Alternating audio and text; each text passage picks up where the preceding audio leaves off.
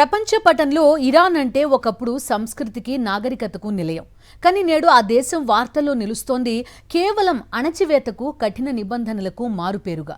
అవును, ఇరాన్ పాలకుల తీరు మారుతోంది, కానీ అది ప్రజల శ్రేయస్సు కోసం కాదు, మరింత కఠినత్వానికి నిదర్శనంగా మారుతోంది. ఆ దేశ పాలనలో వస్తున్న మార్పులు ఎటు దారితీస్తున్నాయి? ఒకప్పుడు ఆశలు చిగురించిన చోట ఇప్పుడు నిరాశ ఎందుకు అలుముకుంది? సాక్షి ప్రత్యేక కథనం. ఇరాన్ ఒక నిశ్శబ్ద విస్ఫోటనం అంచున ఉన్న దేశం. దశాబ్దాలుగా ఇస్లామిక్ విప్లవం పేరుతో సాగుతున్న పాలనలో ఇప్పుడు కొత్త ముఖం కనిపిస్తోంది. అది మరింత క్రూరమైనది, మరింత మొండిదైనది. ప్రపంచం మొత్తం ఆధునికత వైపు అడుగులు వేస్తుంటే ఇరాన్ పాలకులు మాత్రం కాలాన్ని వెనక్కి తిప్పుతున్నారు. ఒకప్పుడు సంస్కరణల గురించి మాట్లాడిన గొంతులు నేడు జైలు గోడల మధ్య నలిగిపోతున్నాయి. నైతికత పేరుతో వీధుల్లో తిరుగుతున్న గస్తీ దళాలు సామాన్యుల ప్రాణాలను తీస్తున్నాయి.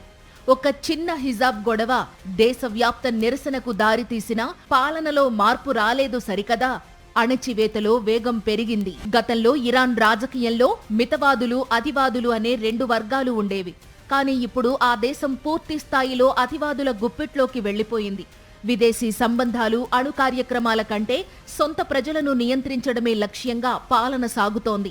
ఆర్థిక వ్యవస్థ కుప్పకూలుతున్నా, ద్రవ్యోల్బణం ఆకాశాన్ని తాకుతున్నా పాలకులు మాత్రం ఆయుధాల తయారీకి, నిఘా వ్యవస్థకే ప్రాధాన్యత ఇస్తున్నారు. ఇరాన్ మారిన తీరు కేవలం ఆ దేశానికే పరిమితం కాలేదు.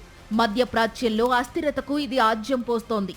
పొరుగు దేశాలతో ఘర్షణలు, పరోక్ష యుద్ధాలు ఆ దేశాన్ని ప్రపంచం ముందు ఒంటరిని చేస్తున్నాయి. ఆంక్షల పంజరంలో చిక్కుకున్న పాలకులు మాత్రం తమ మొండి వైఖరిని వీడటం లేదు. మార్పు అనేది ప్రగతికి సంకేతం కావాలి, కానీ ఇరాన్ విషయంలో అది తిరోగమనానికి గుర్తుగా మారింది. ప్రజల గొంతు నొక్కే పాలన ఎన్నాళ్లు సాగుతుంది?